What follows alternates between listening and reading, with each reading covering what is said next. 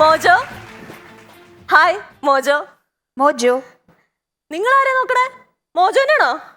ഫ്രഞ്ചിൽ നമസ്കാരം പറഞ്ഞതാ. ആലുവയിൽ വരുന്ന എറണാകുളത്ത് പ്രാക്ടീസ് ചെയ്യുന്ന അഡ്വക്കേറ്റ് മീനുപ്രിയ. കല്യാണം കഴിഞ്ഞു. ആരും നോക്കണ്ട, എൻ്റെ അല്ല, എൻ്റെ കസിൻ്റെ. ഒരു കല്യാണ വീട്ടില് കല്യാണം നടന്നാലും ഇല്ലെങ്കിലും കത്തിവെപ്പും കുത്തിത്തിരിപ്പും നടന്നിരിക്കും. അപ്പൊ ഞാൻ എൻ്റെ ഒരു കസിന്റെ കല്യാണം ഇങ്ങനെ കൂടി ഇരിക്കുമ്പോൾ വേറൊരു കസിൻ വന്നിട്ട് എന്നോട് പറഞ്ഞു, നീ കൊറിയൻ സീരീസ് ഒക്കെ കാണാറുണ്ടോ? എന്ത് അടിപൊളിയാണെന്ന് അറിയോ? ശരിയാണ്, കൊറോണ കുറഞ്ഞപ്പോ കൊറിയൻ പ്രേമം കൂടിയായിരുന്നു. അപ്പോൾ ആള് പറഞ്ഞു, ഞാൻ ഒരു ഒറ്റ രാത്രി കൊണ്ട് 8 എപ്പിസോഡുള്ള 9 സീസൺ കണ്ടു തീർത്തുന്ന്. ഞാൻ ചോദിച്ചു, നീ മെഗാ സീരിയൽ കണ്ടിട്ടുണ്ടോ? ഞാൻ 4ാം ക്ലാസ്സിൽ പഠിക്കുമ്പോൾ തൊട്ട് ഡിഗ്രി വരെ കണ്ടിട്ടുണ്ട്. അത്രയ്ക്കൊന്നുമല്ലല്ലോ. അവളങ്ങനെ കൊറിയൻ ഭാഷയും പഠിച്ചോന്ന്. ഞാൻ പറഞ്ഞു, എനിക്ക് ഇന്ത്യയിൽ വല്ല ഭാഷകൾ അറിയാമോ? ഞാനൊക്കെ എത്ര സിനിമ കണ്ട് എത്ര ഭാഷ പഠിച്ചെന്നറിയോ? ഹിന്ദി, തമിഴ്, തെലുങ്ക്, കന്നഡ വരെ എനിക്കറിയാം. കന്നഡ ഗൊത്താക്കണോ? അതല്ലേ ഇപ്പൊ കന്നഡ ഫിറ്റ് ചെയ്ത് നടക്കുന്നതെന്ന്. എന്താ കന്നഡ സ്റ്റൈലല്ലേ? ഓ ഗോഡ്. കാല് വളഞ്ഞു 1000 രൂപ ടീം. പെട്ടെന്ന് അവളുടെ അനിയൻ അങ്ങോട്ട് കയറുമെന്ന്. കൂടെ ഒരു വളർത്തുനായമുണ്ട്.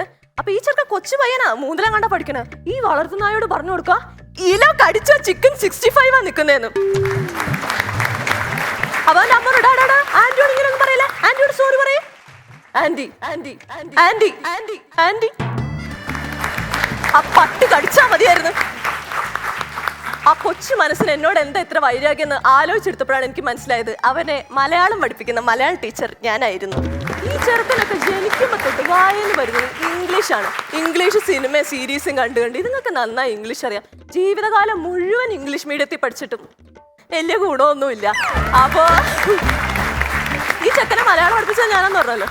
ഇതുങ്ങളൊക്കെ ജനിക്കുമ്പോൾ തൊട്ട് ഇംഗ്ലീഷ് കാണുന്നു. ഞാനൊക്കെ അവന്റെ പ്രായത്തിൽ ഈ കാർട്ടൂണുകളാണ് കണ്ടുകൊണ്ടിരുന്നത്. ഈ Mickey mouse, Tom and Jerry, mister been അല്ലേ. ഇതുങ്ങൾക്കൊന്നും കാർട്ടൂൺ എന്താന്ന് പോലും അറിയാൻ പാടില്ല. പക്ഷെ എനിക്കിപ്പോഴും കാർട്ടൂണുകളെ പറ്റി നല്ല ഗ്രാഹ്യമാണ്. ഞാനിപ്പോഴും അതൊക്കെ തന്നെയാണ് കാണുന്നത്. പെട്ടെന്ന് ആ കല്യാണ വീട്ടിൽ വലിയൊരു സഭ കൂടി. സകല അമ്മായിമാരും കൂടിയുണ്ട്. എൻ്റെ അമ്മയും കൂടെ നിൽപ്പുണ്ട്. എന്തിനാണെന്ന് നിങ്ങളൊക്കെ ഞാൻ പറഞ്ഞു തരണ്ടല്ലോ. അപ്പോൾ ഉള്ളതിൽ കെണിച്ചിയായ മൂത്ത അമ്മായി അവിടെ ആബ്സെന്റ് ആണ്. അപ്പോൾ ഉള്ളതിൽ സീനിയർ അങ്ങോട്ട് തുടങ്ങി. വേറെ അമ്മായിനോട് ഇങ്ങനെ പറയാണ്, നിന്റെ മോളിപ്പോ എന്ത് പറയുന്നു, എന്താണ് വിശേഷങ്ങളൊക്കെ? അങ്ങനെ കുത്തി ചോദിക്കാൻ ഒരു കാര്യമുണ്ട്. ഒരു ഫ്ലാഷ് ബാക്ക് ഉണ്ട്. ലോകമുണ്ടായ കാലത്തോട്ടുള്ളതാണ് ഈ കമ്പാരിസൺ അഥവാ താരതമ്യം ചെയ്യലും. അപ്പുറത്തെ വീട്ടിൽ ഉണ്ണിയെ കണ്ടുപിടിക്കും, ഇപ്പുറത്തെ വീട്ടിൽ ഉണ്ണിയെ കണ്ടുപിടിക്കും. ദേ ഇരിക്കുന്നു നല്ലവനായ വേറൊരു ഉണ്ണി. അപ്പോൾ അങ്ങനെ കമ്പാരിസൺ ഉണ്ട്. അപ്പൊ ഈ എൻ്റെ ഈ അമ്മായി ആ നല്ലവളായ ഉണ്ണിയും താമസിച്ചിരുന്നത് എൻ്റെ വീടിൻ്റെ അടുത്താണ്. എൻ്റെ അമ്മ നേരം വെളുക്കുമ്പോൾ തുടങ്ങും ആ കൊച്ച് അതിനെ കണ്ടുപിടിക്കും. ആ കൊച്ച് വെളുപ്പിന് എണീക്കും. ഞാൻ നോക്കുമ്പോഴൊക്കെ അതിൻ്റെ റൂമിൽ വെളിച്ചവും കാണും. എന്തിനാന്നറിയോ? പഠിക്കാനായിട്ട്. ഞാൻ പറഞ്ഞു, എനിക്കറിയാൻ പാടില്ല. ചിലപ്പോൾ അവള് ബാത്റൂമിൽ പോകാൻ വേണ്ടിയിട്ടായിരിക്കും, കണ്ണ് കാണാൻ വേണ്ടിയിട്ടായിരിക്കും ലൈറ്റ് ഇട്ടത്. പിന്നീട് ഒരു വെളുപ്പാൻ കാലത്ത് ഞാൻ കേൾക്കുന്നത്, നല്ല വെളുത്ത് വരുന്ന സമയത്ത് വെളുപ്പിന് പേപ്പർ ഇടാൻ വരുന്ന പേപ്പറുകാരൻ്റെ കൂടെ, യുവ കോമളനായ പേപ്പറുകാരൻ്റെ കൂടെ അവള് ഒളിച്ചോടിപ്പോയി. അങ്ങനെ വെളുത്ത് തുടങ്ങിയ ആ ദിവസം കരിദിനമായി ആചരിച്ചു. അവരുടെ വീട്ടുകാരും അങ്ങനെ ഒരു നല്ല പാഠവും പഠിച്ചു. എനിക്ക് നട്ടുച്ച വരെ കിടന്നുറങ്ങാനുള്ള ലൈസൻസും കിട്ടി. അപ്പോൾ ഇതൊക്കെ പറഞ്ഞപ്പോൾ അമ്മായിക്ക് ദേഷ്യം വന്നു. സ്വന്തം മോളെ പറ്റി അങ്ങനെ പറഞ്ഞപ്പോൾ അവളങ്ങനെ പോയെങ്കിൽ ഇപ്പം നല്ല അന്തസ്സായിട്ട് ജീവിക്കുകയാണ്. അവൾക്ക് ഇപ്പോൾ ഒരു കുട്ടിയൊക്കെ ആയി അടിപൊളിയായിട്ട് ഇത് കേട്ടത് എൻ്റെ അമ്മ എന്നെ സൈഡിലേക്ക് വിളിച്ചുകൊണ്ടിട്ട് പറയാം, കേട്ടാ ആ കൊച്ചു അങ്ങനെ പോയാൽ എന്താ അന്തസ്സായി, ഇപ്പം എന്താ അന്തസ്സായിട്ട് ജീവിക്കുന്നത്, നീയൊക്കെ ഇങ്ങനെ പുഴകി നടന്നു വന്നു. ഞാനും ഇനി വെളുപ്പിന് എണീക്കണോ? എനിക്ക് വിരോധമൊന്നുമില്ല കേട്ടോ. അപ്പോൾ അങ്ങനെ അത് കഴിഞ്ഞപ്പോഴേക്കും വേറൊരു അമ്മായി ഇങ്ങനെ പറഞ്ഞു തുടങ്ങി, ആ ലതയുടെ മക്കളെ ആരെങ്കിലും കണ്ടായിരുന്നു? ആ മൂത്ത കൊച്ച് ഇട്ടുകൊണ്ട് വന്നേണ വേഷം, കൈയില്ലാത്തൊരു ബ്ലൗസും എങ്ങുങ്ങത്താത്തൊരു പാവാടേ, അതിന്റെ അനീത്യോ കീറിപ്പറഞ്ഞൊരു ജീൻസും മീൻ വല പോലത്തെ ഒരു പോതപ്പും ചുറ്റി വന്നേക്കണ കൊച്ച്. പെട്ടെന്നാ ലത അങ്ങോട്ട് കയറി വന്നിട്ടോ, അല്ല നിന്റെ മക്കളല്ലേ ലത? നല്ല സിനിമാ നടിമാരെ പോലെ ഇരിക്കുന്നെന്ന്. ഈ പറയണ ആള് ഇട്ടോണ്ട് വന്നേണ വേഷം കേട്ടാൽ നിങ്ങൾ ഞെട്ടും. ലോകത്തിൽ തന്നെ സെസ്ക് ആയിട്ടുള്ള ഡ്രസ്സ് ഏതാണെന്നറിയാമോ? എനിക്ക് അത് തന്നെ സാരി. വൃത്തിയായിട്ട് കൊടുത്ത ഇത്രയും നല്ല ഡീസൽ ഡ്രസ്സില്ല, പക്ഷെ അല്ലെങ്കിൽ ഏറ്റവും സെസ്കി ഡ്രസ്സാണ് സാരി. അപ്പൊ പുള്ളിക്കാരി എടുത്തിട്ട് വന്നേണ്ട സാരിയാണെങ്കിൽ കണ്ണാടിനേക്കാളും നിഴലടിക്കുന്ന സാരി. ഓരോ നടും വയർ ഒരു തുള്ളി പോലും വിടാതെ കാണിച്ചിട്ടുമുണ്ട്. അറിയാതെ മുടി എങ്ങനെ പറഞ്ഞ ബാക്കിൽ പോയി കഴിഞ്ഞാൽ ഫ്രണ്ടിലേക്ക് എടുത്തിടാനും ഈ മൂടിപ്പോയ വയർ തുറന്നു വെക്കാനും മറന്നു പോകാതിരിക്കാൻ വേണ്ടി ഒരു മറവിയുടെ ഗുളിക വരെ കഴിക്കണ്ടെന്നാണ് ഞാൻ കേട്ടത്. കാരണം കാണികൾ നിരാശരാകരുതല്ലോ. പിന്നെ ഇനി നെക്സ്റ്റ് എന്റെ സ്റ്റൈലും എന്റെയൊക്കെ ആയിരിക്കും വരാൻ പോകണമെന്ന് എനിക്ക് അറിയാവുന്നുണ്ട്. ദൈവമേ നോർത്ത് ഞാൻ ഓടി അങ്ങ് പോകുമ്പോൾ ദാണ്ട് വരുന്നു വേറൊരു അമ്മായി. അല്ല മോളെ, ഇപ്പൊ എന്താണ് വിശേഷം? ജോലിയൊക്കെ ആയാ? ഞാനിപ്പോ അഡ്വക്കേറ്റ് ആയിട്ട് പ്രാക്ടീസ് ചെയ്യുന്നു.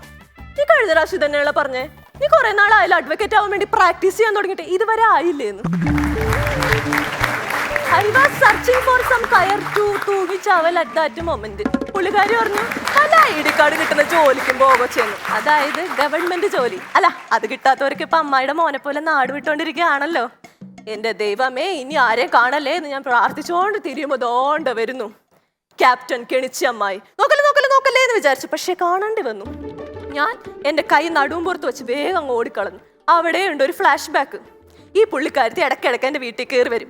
എന്തെങ്കിലും നാശം ഒപ്പിച്ചിട്ടേ പോകുള്ളൂ. എൻ്റെ അമ്മയുടെ പച്ചക്കറി തോട്ടത്തിൽ ഇടിച്ച് കയറ സകല വിളകളും ഒരെല്ല പോലും ഇല്ലാണ്ട് അടിച്ചു മാറ്റിക്കൊണ്ടു. എന്തൊരു നാണക്കേടാ നോക്കണേ. നാളെ ഒരു ദിവസം കൃഷി വകുപ്പിൽ നിന്ന് ആൾക്കാർ വരുമ്പോ, അല്ല, ഈ കറിവേപ്പിലേക്കും ചെടിച്ചട്ടിയിൽ നട്ട 2 മുളകിനും കർഷകശ്രീ അവാർഡൊന്നും കിട്ടില്ല. പക്ഷേ അതുപോലെ തന്നെ വീടിനകത്ത് കയറാൻ എന്തെങ്കിലും നാശോപ്പിക്കുക.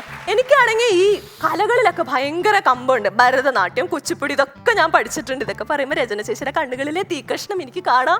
അപ്പോൾ ഇതൊക്കെ പഠിച്ചപ്പോൾ കുച്ചിപ്പുടിയിലൊരു ഐറ്റമാണ് തരംഗം എന്ന് പറയും. അപ്പോൾ എന്നൊരു തട്ടുണ്ടാവും, ഒരു കുടം ഉണ്ടാവും. നിങ്ങൾക്ക് മനസ്സിലായില്ല, നെറ്റൊക്കെ ചുളിച്ച് നോക്കണം എല്ലാവരും. നമ്മുടെ ക്ലാസ്മേറ്റ്സ് സിനിമ നിങ്ങൾ എല്ലാവരും കണ്ടിട്ടില്ലേ? അതിനകത്ത് കാവ്യമാധവൻ സ്റ്റേജിൽ കയറുമ്പോൾ നമ്മുടെ പൃഥ്വിരാജ് ഡപ്പാങ്കുത്ത് പാട്ടിട്ട് നശിപ്പിക്കില്ലേ, ആ ഐറ്റം. അപ്പോൾ ഇതിന്റെ ഈ കുടവും തട്ടും ഞാനൊന്ന് പോളിഷ് ചെയ്യാൻ ഹോളിൽ വെച്ചത് മാത്രമേ എനിക്ക് ഓർമ്മയുള്ളൂ. അമ്മായിനെ കാണാനില്ല, ഈ സാധനങ്ങൾ കാണാനില്ല. ഞാനിത് എവിടെ പോയിടാന്ന് വെച്ചിട്ട് അപ്പി അന്വേഷിച്ച് പോകുമ്പോൾ ഇത് അടുക്കളയിലിരിക്കുന്നു. തട്ടത്തില് സവാള അരിഞ്ഞു വെച്ചിരിക്കുന്നു, കുടത്തില് സാമ്പാർ ഒഴിച്ചു വെച്ചിരിക്കുന്നു. അത് നിങ്ങൾ നെഞ്ചത്ത് കൈ വെച്ചിരിക്കുന്നു. ഞാൻ പണിയെടുത്തിട്ടൊക്കെ കാശ പോയത്. ഇവരിതല്ല, ഇതിലപ്പുറം ചെയ്യും. സ്വന്തം പേരക്കുട്ടിക്ക് സ്കൂളില് ചാച്ചാ നെഹ്റു ആയിട്ട് വേഷം കെട്ടി പോയപ്പോ ചെമ്പനീർ പൂ കിട്ടാന്നിട്ട് ചെമ്പരത്തി പൂ കൊടുത്ത് വിട്ട ഐറ്റമാണ് ഇവര്. ഇതിലപ്പുറം ചെയ്യും. എനിക്ക് ദേഷ്യം വന്നിട്ട് പിന്നെ ഇവരെ ചീത്ത പറഞ്ഞു. എന്നോടൊരക്ഷരം മിണ്ടിയില്ല. നേരെ എൻ്റെ അച്ഛൻ്റെ അടുത്ത് പോയിട്ട് പറഞ്ഞു, ഡാ നിന്റെ മോളെന്നാലും എന്നെ അങ്ങനെ പറഞ്ഞല്ലോടെ എനിക്ക് ഭയങ്കര വിഷമം. നോക്കിക്കോ, ഇനി അവള് കുച്ചിപ്പിടി കളിക്കുമ്പോ കോച്ചി പിടിച്ചിരിക്കുന്നു. ആ പണ്ടാരത്തിന് കരിനാക്കാണെന്ന് എനിക്കറിയാൻ പാടുണ്ടായില്ല. അന്നൊരിക്കൽ വീട് ഒടിഞ്ഞ എൻ്റെ നടു ഇതുവരെ ശരിയായിട്ടില്ല. കല്യാണം കാര്യങ്ങളെല്ലാം അടിപൊളിയായി. ഈ വേദന മാത്രം മാറിയിട്ടില്ല. എൻ്റെ താത്ത ചേച്ചി വല്ല വൈദ്യന്മാരുടെ നമ്പർ എന്തെങ്കിലും ഉണ്ടെങ്കിൽ ഒന്ന് പറഞ്ഞു തരാണെങ്കിൽ ഉപകാരം. 5 മിനിറ്റ് നേരെ നിൽക്കാൻ പറ്റില്ല. വൈദ്യസഹായം അത്യാവശ്യമുള്ളതുകൊണ്ട് തൽക്കാലം നിർത്തുന്നു. Thank you so much.